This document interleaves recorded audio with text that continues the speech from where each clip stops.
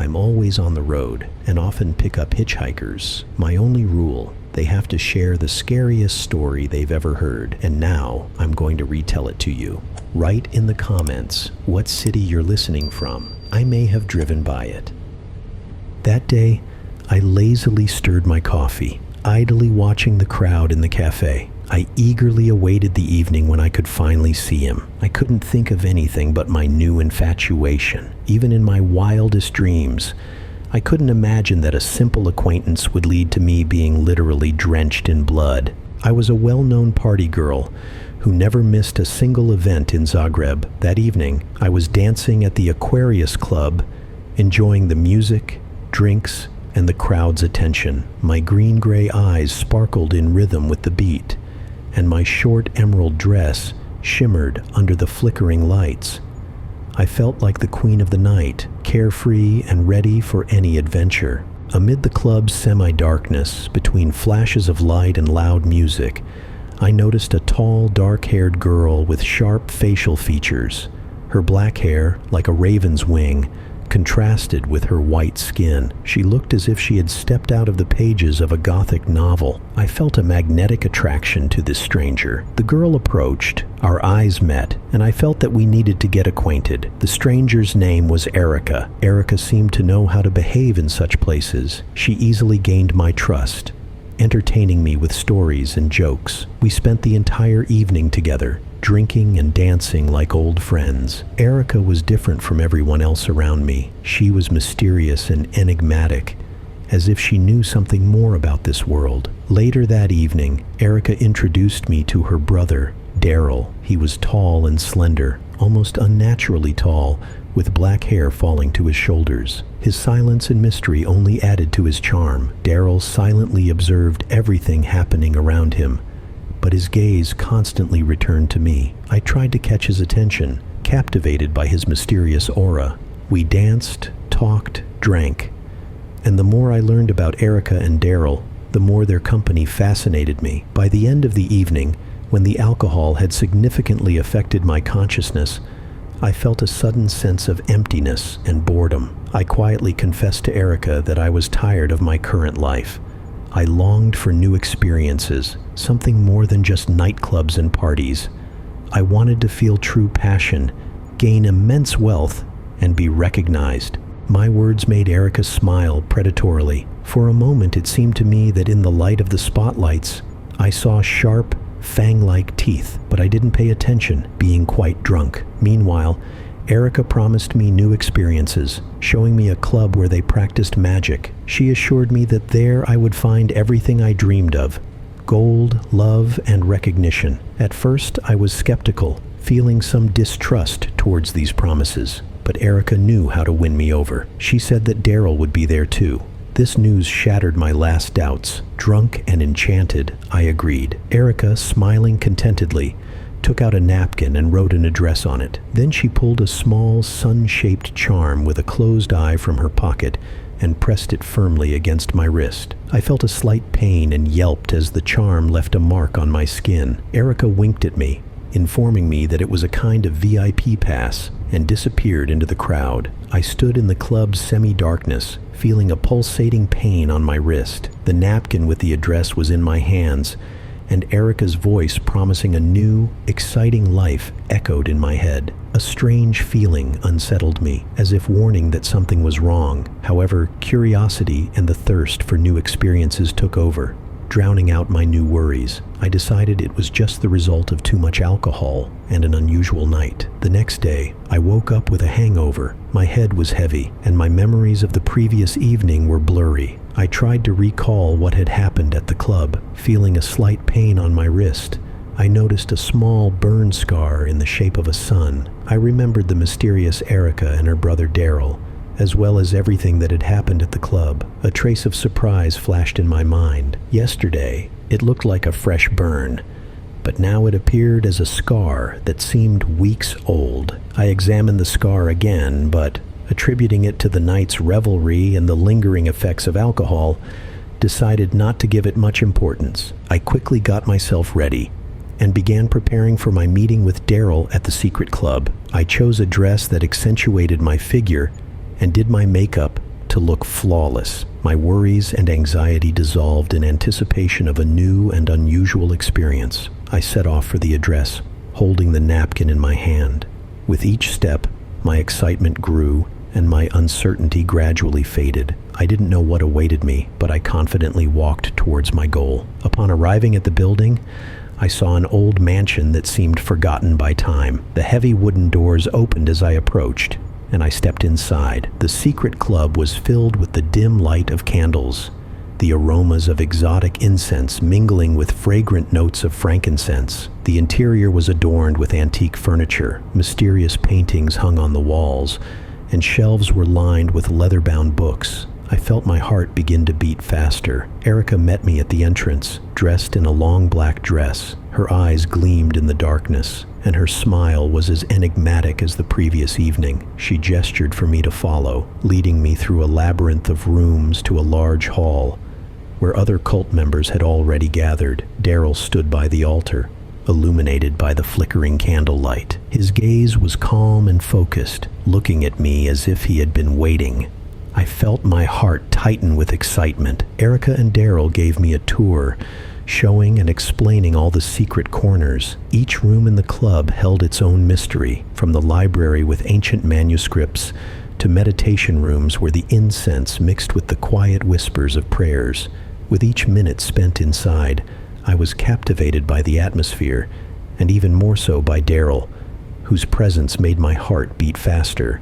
When we approached the sun-shaped altar, the scar on my wrist began to itch, and without thinking, I covered it with my hand. The candles around the altar flickered, casting long shadows that moved as if alive. The atmosphere was tense, and I felt an invisible cloak of energy thickening around me. A little later, I noticed that almost all the members of their group looked alike. They had the same dark hair, slender bodies, and mysterious gazes. Erica, noticing my surprise, explained that they were all like family here, which is why they seemed similar. She assured me in a strange way that soon I would be one of them, and it wouldn't be so noticeable. After this, Erica showed me a group in black cloaks praying at another altar. The cult members stood in a circle, their voices merging into a strange, hypnotic chant. I was mesmerized by the ritual, feeling both anxiety and excitement growing inside me with each sound of the chant.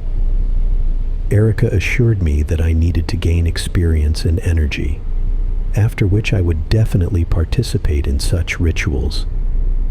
We sat in a small room that looked like an office. The walls were covered with dark wooden panels, and in the corners stood antique statues that seemed alive in the dim light. Erica took my hands, offering an exchange of energy. Suppressing my skepticism, I agreed, and we held hands. At first, I felt a slight warmth, which quickly turned into a strange feeling of weakness. I felt darkness begin to envelop my consciousness, like a thick, impenetrable night.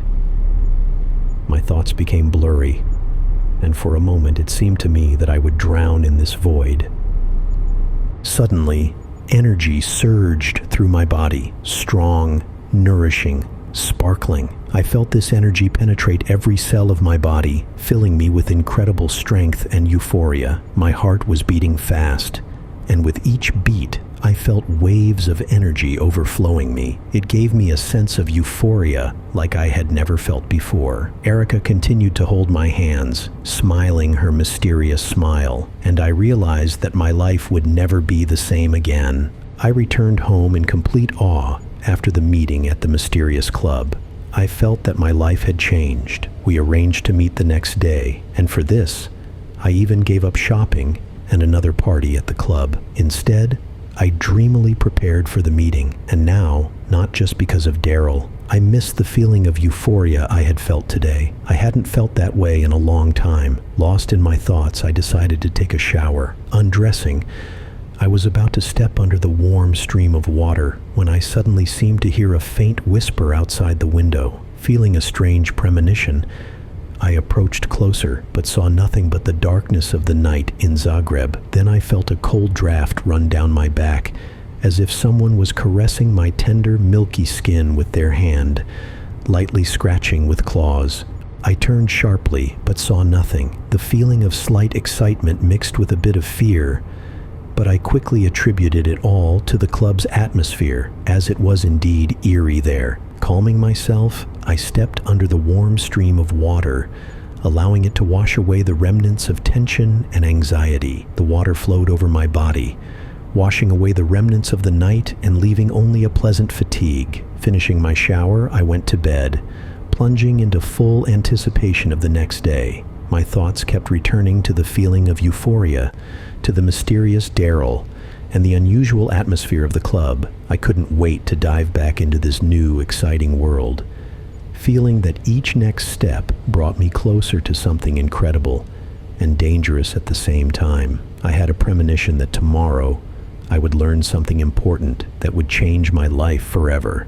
My dreams were filled with images of Daryl, flickering candles, and incomprehensible shadows reaching out to me from the depths of darkness. The next few days flew by unnoticed. I spent almost all my time with Erica and Daryl at the club, where they told me about their cult and even allowed me to attend one of their gatherings. With each day, I delved deeper into the world of mysteries and rituals that surrounded my new friends. The club was full of amazing things that captivated my imagination. Antique books with leather bindings, ancient artifacts, and paintings that seemed alive in the flickering candlelight. I felt special, happy with the amount of attention and acceptance. Every glance, every word from Erica and Daryl only intensified my feeling that I had become part of something great, extraordinary, and mysterious. My heart beat faster as I watched the rituals, feeling filled with a power and energy I had never felt before. The atmosphere was so captivating that I didn't notice the strange shadows in the mirror reflection behind my back, nor the whispers in the darkness when I went to bed later in the evening. These shadows appeared suddenly and disappeared just as quickly, leaving a sense of something wrong. I could see them out of the corner of my eye while going about my business, but when I turned, I saw only emptiness. The whisper that sounded in my ears at night was like 1,000 voices merging into a hypnotic chant. It pierced my dreams, blending reality and imagination, leaving me exhausted in the morning, as if my brain was foggy. The days passed in a haze of euphoria and anxiety. I felt the cult consuming me more and more, drawing me into its dark and sinister atmosphere. I could no longer imagine my life without it, but at the same time, I felt that something invisible and dangerous was lurking around every corner, watching my every step. One day, as I was getting ready for another meeting with the cult, Erica met me with a serious expression. She explained that the club would be closed for a special ritual in which I was not yet ready to participate. This news outraged me, as I didn't want to be left out.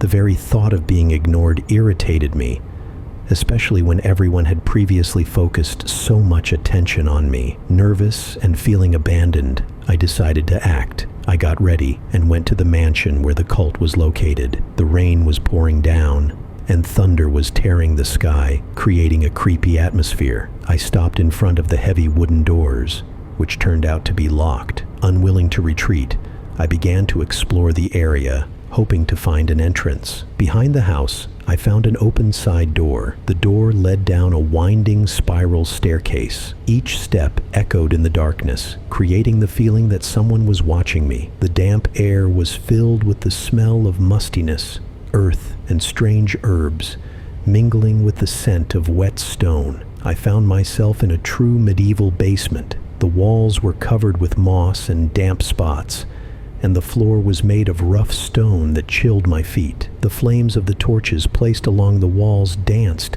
casting long shadows that seemed alive in their light. Each movement of the shadows made me even more nervous. Thunder broke the silence of the basement, and the rain drummed on the grates, creating a sense of complete isolation. The sounds of raindrops echoed in the heart of the basement, giving the place an even more eerie atmosphere. I felt the cold and dampness seeping through my clothes, leaving a sticky trace on my skin. I kept walking, feeling my anxiety deepen with each step. Finally, I reached a large hall, illuminated by even brighter torches. Here, in the center, was a large stone altar surrounded by symbols carved into the stone. The aromas of incense and unfamiliar scents mixed, filling the air with a thick, suffocating smell. I felt each breath becoming heavier and my heart beating faster. I realized I had gone too far but couldn't stop. Suddenly, I heard the creak of a side door. I froze, not daring to move. A whole procession entered the hall with the altar, quietly chanting a mantra. The candles in their hands flickered, casting long shadows on the walls. Everyone was in black cloaks, making it impossible to see who was who. The participants of the procession began to take their places around the altar. I quickly hid in the shadow behind an old stone column, trembling from what I had seen and from the fear of being discovered. I watched as 6 figures in cloaks followed the procession, carrying a wooden bier draped in black velvet. Someone was lying on the bier. Holding my breath, I watched as someone was hung on a cross. It turned out to be a girl, looking more like a skeleton covered in skin, with half-fallen hair, sunken eyes, and almost gray skin. Her lips were cracked and seemed to be trying to whisper something, but she was so weak that she couldn't utter a word. What happened next shocked and frightened me. I saw everyone kneel before the girl,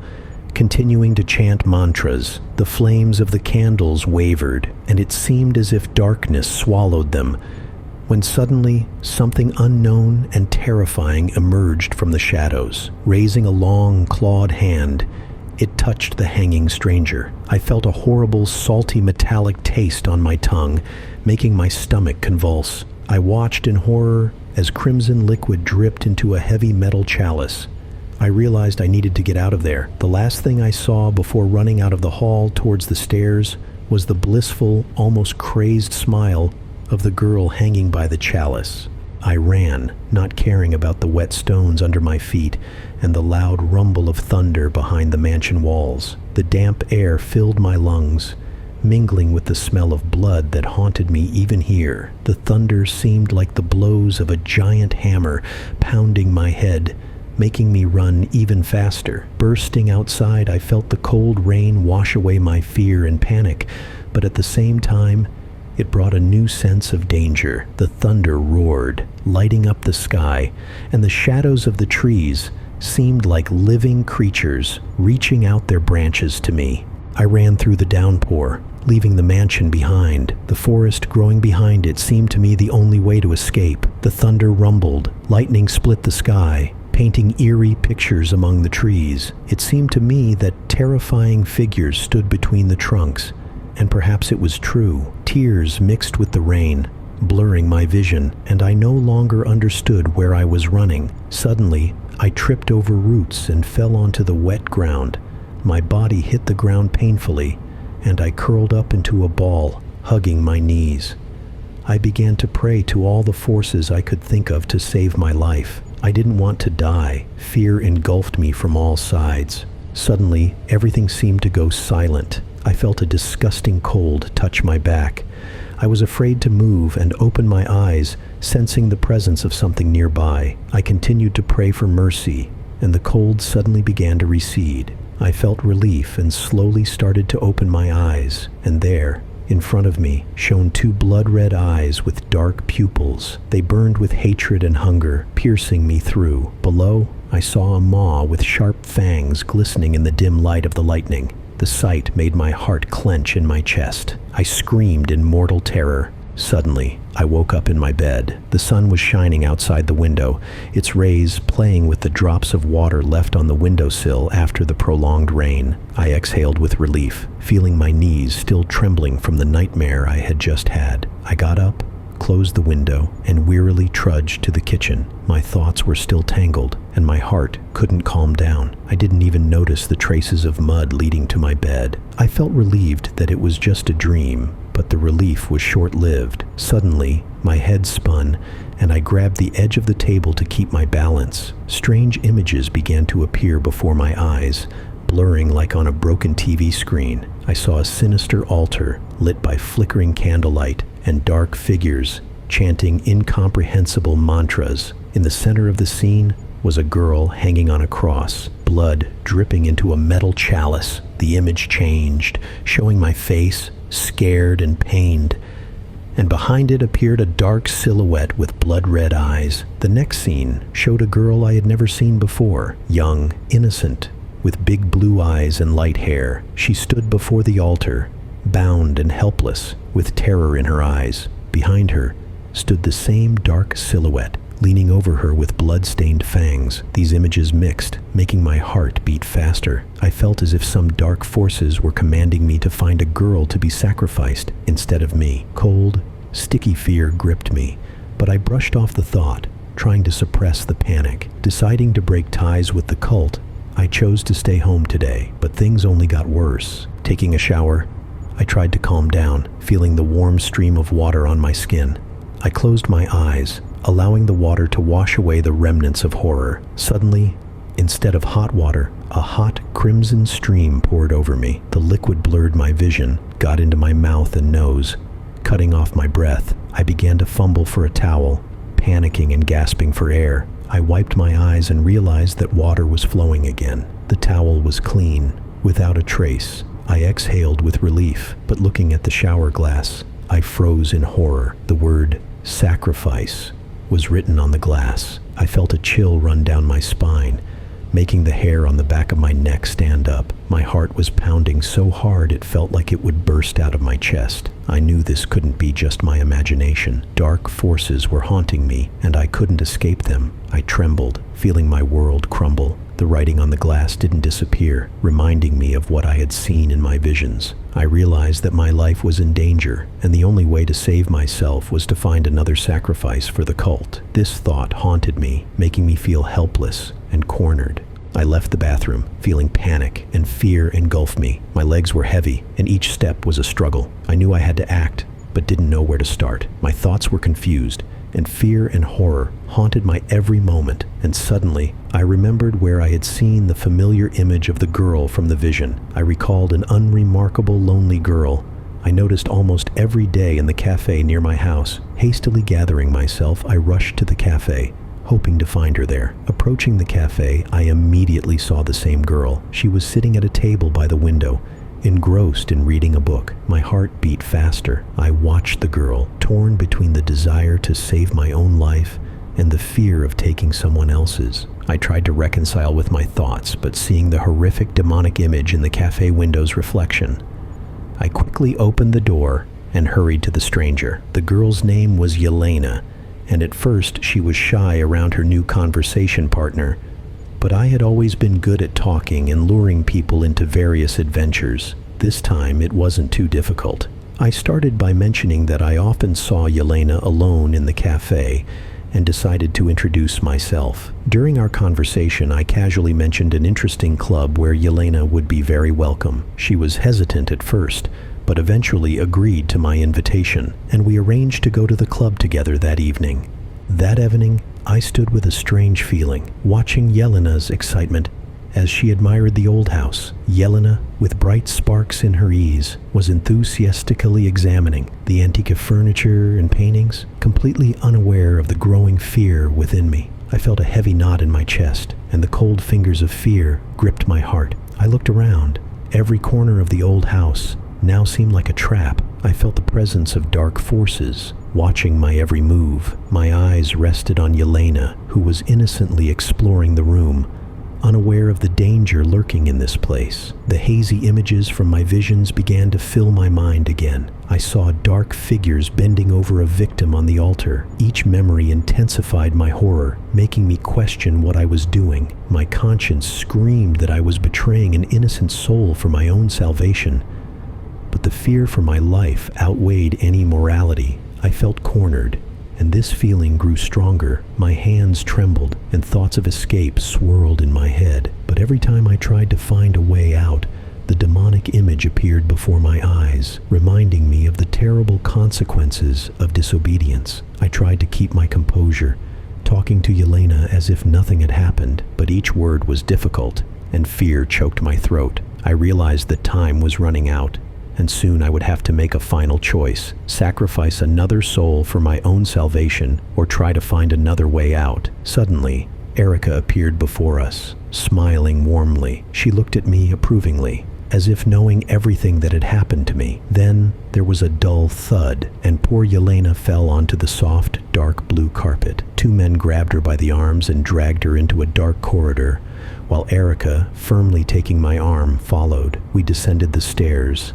and the familiar musty smell of damp earth and stone mixed with the scent of herbs hit my nose. The corridor was dimly lit by torches, casting long, winding shadows on the walls, creating a creepy atmosphere. Each step echoed in the stone walls, making my heart beat even faster. We reached a small room where Erica made me undress. The air was cool and damp, and my skin was covered in goosebumps. Erica carefully, gently, brushed a large brush over my entire body, making me smell of incense. The scent was thick and suffocating, making my head spin. After that, Erica put a cloak on me, purring contentedly that she hadn't made a mistake in her choice, and that I would thank her for inviting me. We walked together to a larger hall and stood still, waiting. The atmosphere was tense, heavy with anticipation and uncertainty. The walls of the hall were decorated with ancient symbols that glowed dimly in the torchlight. The huge wooden doors creaked open, and I saw the familiar altar. Everything was just as it had been in my dream. We walked and stood around the altar, and I watched in horror at how much Yelena had changed. In a few hours of waiting, she seemed to have withered, faded, looking like a living corpse. Her eyes, once full of life, were now empty, staring into the unknown. I felt my heart clench with horror. I couldn't take my eyes off Yelena, who was now just a shadow of herself. At the moment when the familiar metallic smell of blood filled the air, I quickly looked away, not wanting to see the horrifying events or the dark figure approaching the altar. But at that moment, I felt an unusual surge of strength. Euphoria enveloped me, clouding my mind and making me forget all troubles and fears. I swayed, but Erica's hand held me by the edge of my robe, whispering that the higher powers were thanking me for the generous sacrifice. Erica's words sounded like spells, penetrating my consciousness, wrapping me in warmth and calm. The euphoria completely took over me, making me feel part of something greater, incredible. I no longer felt fear, only strength and unity with this dark energy. Now the sacrifice didn't matter much to me, only the power and unity with this incredible energy. I felt my mind drifting away from reality, plunging into the depths of this dark ritual. The candlelight flickered around, creating dancing shadows on the walls. The scents of herbs mixed, forming a suffocating yet alluring atmosphere. Each breath filled me with new strength, making me forget everything that had happened before. I felt the darkness engulfing me, but I was no longer afraid of it. My consciousness dissolved in this ritual, and my heart beat in time with the rhythms of the mantras. I was no longer the same girl who first crossed the threshold of this old house. Now I had become part of something greater, unknown, and terrifying. And with each passing minute, this feeling only grew stronger, completely consuming me. I came to my senses only in the morning. At home, memories of the previous day's events emerged from the fog, and the echoes of euphoria mixed with the horrors I had experienced over the past few days. I felt my body grow heavier, and my mind tried to understand what had happened. I no longer wanted to participate in these terrible deeds. I wanted to forget it all as a bad dream. I felt as if my hands were covered in blood up to the elbows, and I hadn't felt so dirty in a long time. Confused and terrified, I decided to forget everything. Calling my parents, I began packing to flee the city as far away as possible. But in my haste, I didn't immediately notice the quiet footsteps, the sound of bare feet on the tiles seemingly following me. I stopped, listening to the silence, but saw nothing. My heart was pounding wildly, filling my chest with a sense of fear and anxiety. I turned, but behind me was only an empty apartment. All the furniture, walls, even my things, everything looked familiar and ordinary, yet at the same time foreign and hostile. I heard the footsteps again, and cold sweat covered my forehead. These sounds made me pack even faster, but I froze in front of the large mirror in the bedroom. I began to scrutinize my reflection, looking for any changes. At first, there was nothing. My reflection looked just as nervous and scared as I felt, but suddenly, the reflection moved, even though I remained still. My heart froze in fear as I saw my facial features begin to change. At first, they were barely noticeable changes, but gradually the face in the mirror began to transform. Standing in my place was Yelena. Her eyes gleamed with madness, and her lips stretched into a sinister smile. Yelena quietly whispered, "You can't hide from me anywhere. Now you're in my hands." She smiled even wider, showing sharp teeth, and suddenly began to scream hysterically. The sound of breaking glass seemed to cut through the silence of the apartment. I jumped back in fright, watching as tiny shards of the mirror fell to the floor. I collapsed to the floor, feeling my legs give way from terror. My heart was pounding so hard it felt like it would burst out of my chest. Around me lay the shards of the mirror, reflecting my frightened face from different angles. The air in the apartment became thick and heavy. Each breath was filled with fear and panic. I tried to understand what was happening, but my mind couldn't find any logical explanation. The only thought that haunted me was that I had to escape. I got up from the floor, trying to calm down. I knew I had to act quickly. As I gathered my things, I felt the fear and anxiety growing, but the more I packed, the more I realized the bitter truth. I couldn't escape this nightmare. I was completely immersed in these horrors, and now my only hope for salvation was to continue finding new victims to save my own life. I felt the cold pierce through my body as I stepped out of the apartment. I realized that the dark forces that had taken hold of me would not let go so easily. Every step, every breath filled me with a sense of inevitability. I could no longer deny that I had become part of something greater, terrible, and irreversible. My mind was clouded, but my will to live was stronger. I decided to act, to seek new victims who could become my salvation. I knew that each new victim would bring me new energy, new strength, and with each new sacrifice, I would become stronger and safer. So I chose a young musician whom I often saw in local bars. He was talented but lonely and often lost in his thoughts. I found him in one of the cheap bars where he played the guitar. The bar's atmosphere was soaked with the smell of alcohol and cigarette smoke, and the music from his guitar, though decent, was clearly unappreciated by the listeners. I approached him after his performance, admiring his music, and invited him to a club where his talents could be properly appreciated. I was confident and attractive. My words sounded like a promise of a better future. The next evening, in the dark and cool basement room, the unconscious musician was brought into the hall. This time, I stood even closer to the altar and tried to calmly observe as he was tied up. The candlelight flickered, casting long, distorted shadows on the walls that seemed to come alive, transforming into otherworldly creatures. The walls of the hall were covered with ancient symbols that glowed in the flickering light. The smell of incense mixed with the metallic taste of fear. The man did not even struggle. He just tiredly opened his eyes and looked at the crowd surrounding him. I felt a cold thrill envelop my body. When the chants began and the candles were lit, the air became thick and heavy. My heart beat faster, each beat echoing in my ears. I wanted to, but could not take my eyes off the scene before me. Each word of the chant was like a hammer blow, each movement of the torches like a dance of ghosts. The musician froze on the altar. His breathing was erratic, his gaze clouded with fear. The darkness around him grew thicker. The sense of hopelessness filled the space. I felt a wave of euphoria rise in my chest as I myself placed the dagger into the priest's hands. This act seemed incredibly significant to me, as if I were directing the ritual, guiding its dark energy. Time slowed down. The candlelight became brighter. The musician tried to scream, but the sounds of his cries were drowned out by the rhythm of the chants. The dagger in the priest's hands rose high above the altar. The last seconds seemed like an eternity. The light flickered, reflecting the gleam of the metal. The darkness grew thicker.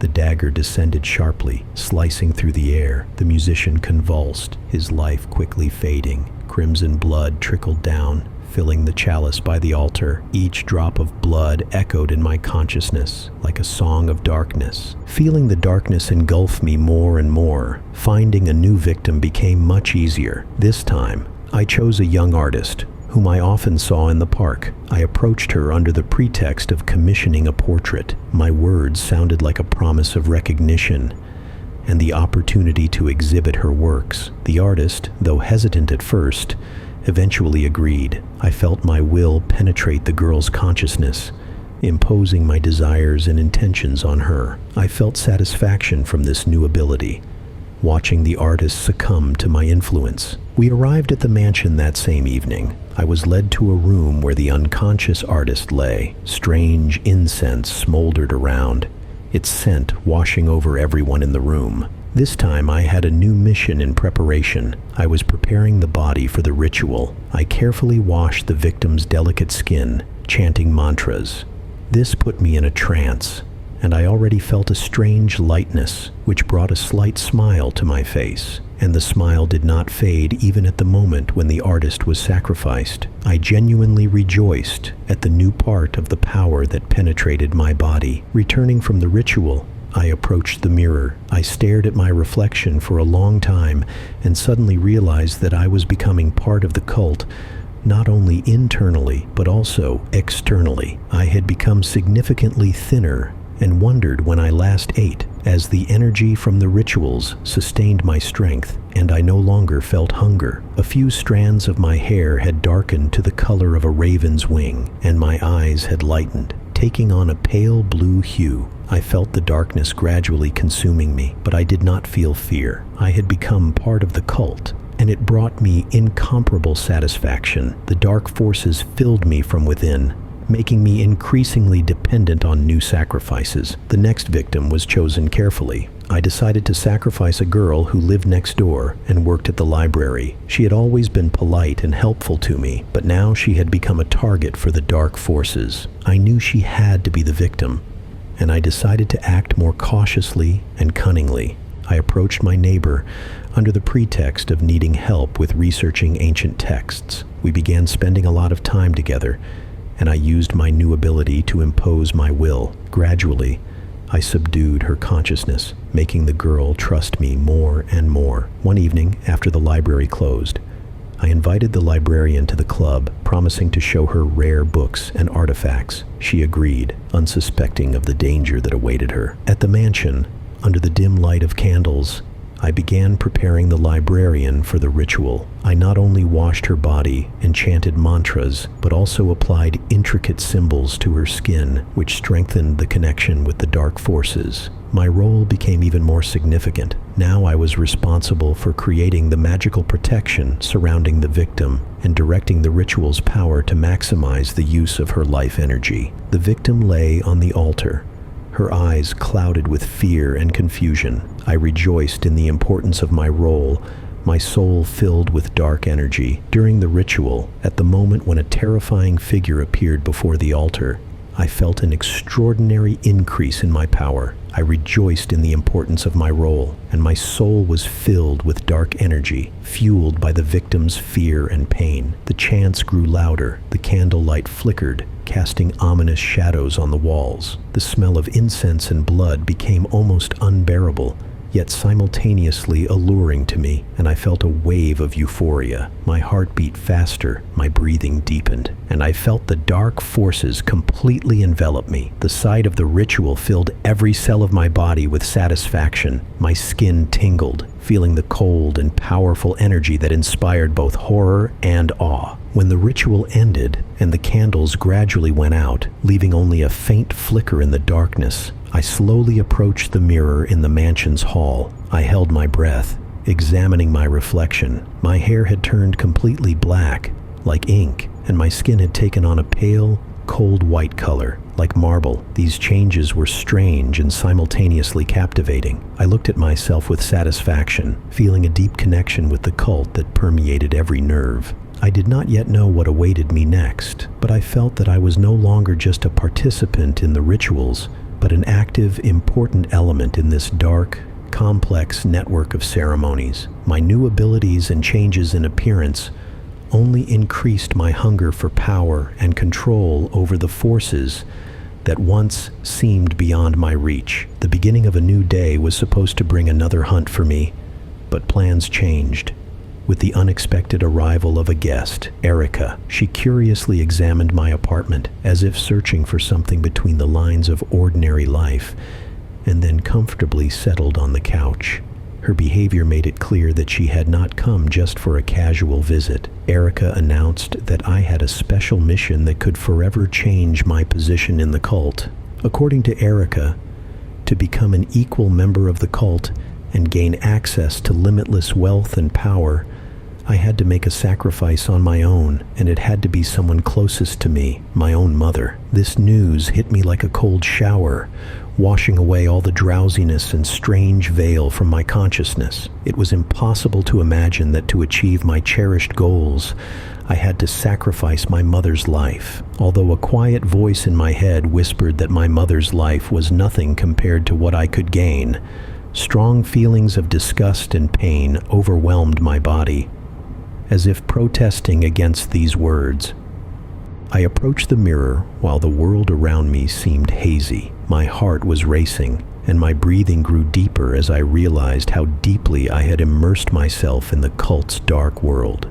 Refusing the demand to sacrifice my own mother could cost me much more than I thought, causing a mix of fear and determination within me. I felt my inner conflict tearing me apart, the struggle between the desire to achieve my goals and the need to protect my mother became my personal hell. I stood before a choice that would determine my fate and my mother's fate. Each option promised radical changes in my life, and the decision was not easy. In the end, I made the decision that seemed the only right one in this tangled and dark world I had once chosen. I decided to refuse the mission, to renounce any involvement in the cult. My inner pain and remorse for the crimes committed in the past filled the air around me with heaviness. Now I understood that what I had done was a terrible mistake, and the thought of my mother's death made me see the cult in a new light. I felt that I would spend the rest of my life atoning for the deaths of the innocent, suffering from the prospect of irreparable loss. The atmosphere in the apartment became even more tense when Erica, with her characteristic coldness and nonchalance, watched me closely. The feeling that the moment of newly realized truth lingered in the room, mixed with the sense of cozy security that turned into a cage. Approaching me closely, Erica only whispered words about the consequences that now awaited the traitor, and after these words, she left the apartment. After she left, I was alone in the silence of my apartment. The streetlights cast long shadows on the walls, which now seemed like ghostly witnesses to my solitary struggle. Every sound in the night silence echoed in my mind as a possible sign of future troubles. I stood in the oppressive silence, feeling the darkness embrace me from all sides. My heart was pounding wildly, each beat resounding in my head, reflecting fear and anxiety. The feeling of helplessness grew, forcing me to think again and again about Erica's words. Prepare for the consequences. The next few days passed in a fog. I tried to return to normal life, but the constant sense of danger did not leave me. I began to notice strange things, shadows moving in mirrors, incomprehensible whispers I heard in the silence of the night. All these phenomena reminded me of the dark world I was trying to escape from. One evening, as I sat in the kitchen, trying to distract myself at least a little, there was a knock at the door. I was frightened, my hands trembling as I walked to the door. The feeling of threat enveloped me again, like a cold wind penetrating every crack. I opened the door and saw a postman handing me an envelope. The envelope was black, with a red wax seal on the back. I knew what it meant. I opened the envelope and read the message. The cult had not forgotten my betrayal. They knew where I lived, and now my life was in danger. The letter said that I had to return. To ensure compliance, they added that my mother was now with them, and if I did not return, my mother would suffer. I felt cold sweat cover my body. My heart beat even faster, fear and panic rising. I realized that my refusal would not go unpunished. The cult had decided to force me to return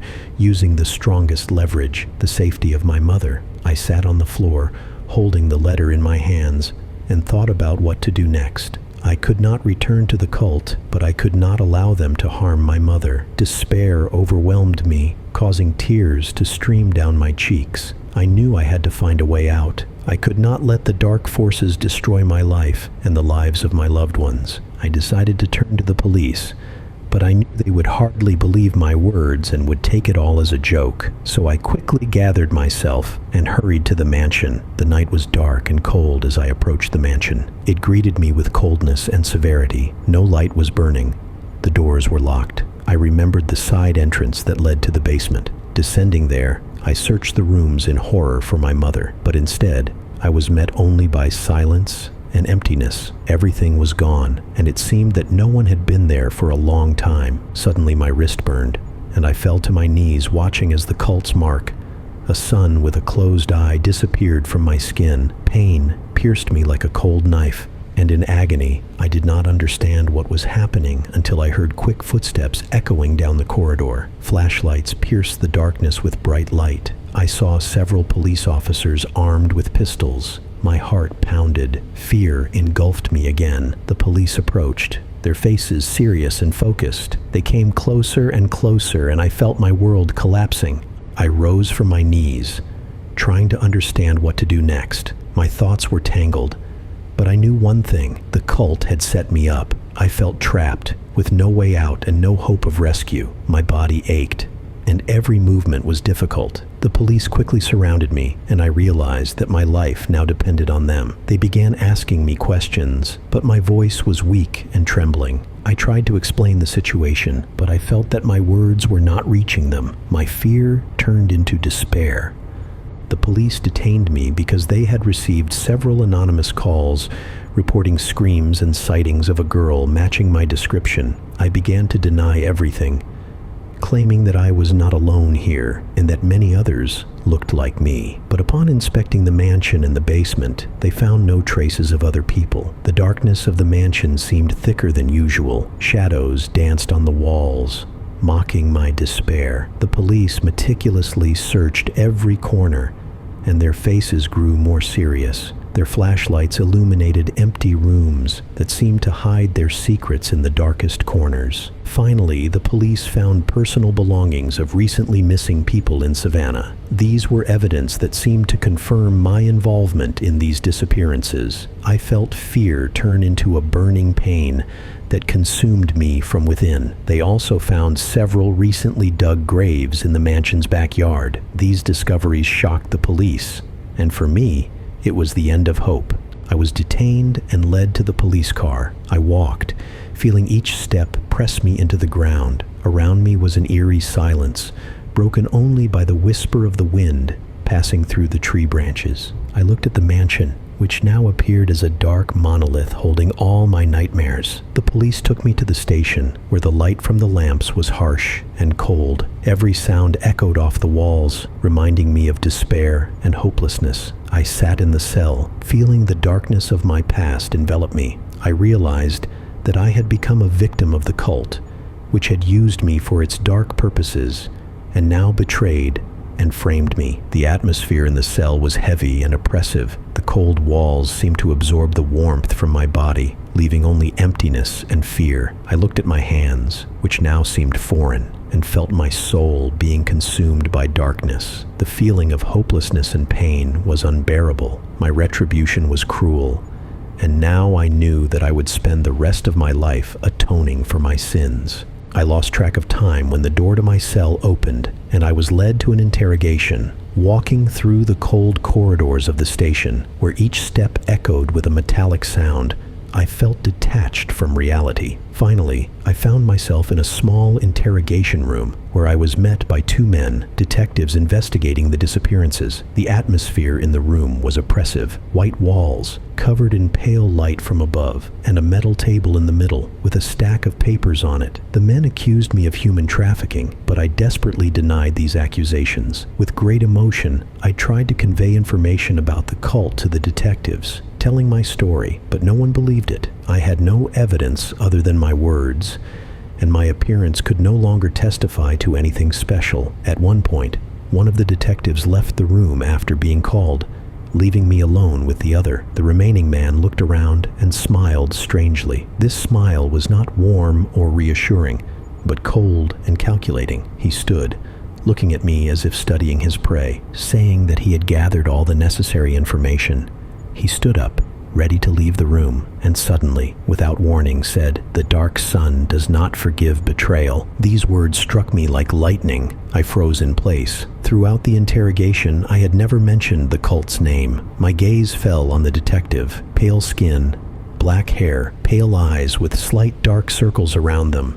Everything about him now looked ominously familiar. I realized with horror that this detective was part of the cult. The realization of this fact rolled through my consciousness like a heavy stone. I understood that my chances of release had diminished even further. Despair engulfed me as the door closed behind the detective, leaving me trapped in my fears and paranoia. The cell I returned to seemed even tighter and more oppressive. The light that penetrated through the narrow window cast long shadows on the cold concrete walls. Every rustle, every sound from outside seemed like the voice of my pursuers. I knew that now I was not just fighting for my name, but for my life. My reality had turned into an endless nightmare with no visible way out. My case was brought to a close with unusual speed. The connections of my father, on which I could once rely, could not influence the course of events, indicating the great influence of the cult, which turned out to be much more powerful than I could have imagined.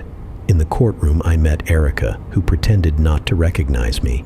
Erica testified about the disappearance of her very good friend Elena, theatrically portraying suffering and uncertainty. The atmosphere in the courtroom was oppressive. The light seemed brighter than usual, but for me, it cast only long shadows on my soul. I sat silent, my face emotionless, only the inner pain emerging from my eyes. I barely held back tears, realizing my helplessness and that my life would never be the same again. During the witness interrogation, testimonies were presented one after another, and each word sounded like a verdict to me. I felt every hope for justice melt away, leaving only emptiness. The outcome of the trial stunned me. I was sentenced to life imprisonment. This verdict cut through the courtroom's silence like a sharp blade. When the judge announced the sentence, I could not hear my mother's tears or the order to take me to prison. I knew that only the endless darkness of my new life in prison remained. The last thing I saw as I left the courtroom was Erica's smile.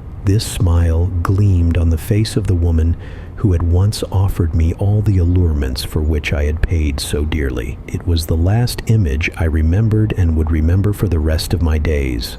I felt my life had been destroyed by injustice and betrayal, leaving me isolated in my fears and despair. My soul, burdened with guilt and pain, was condemned to an eternal burden that I had to bear alone, shackled by the chains of my decisions and betrayals that would haunt me forever within the cold walls of the prison cell. Now, let me share a moment from my life. I am an artist, and oil painting is both exciting and relaxing for me. About 8 years ago, I became so passionate about oil painting that I earned a Bachelor of Arts and now work as an art restorer in Barcelona. One day, I looked back and realized what knowledge I needed when I first started. So I prepared an intensive course of 14 visual and practical lessons for you. No talking heads or unnecessary chatter, just rich content that is immediately applicable in practice, all for the price of 1 day of car rental. Art therapy is a great way to cope with your anxieties. Link in profile or description.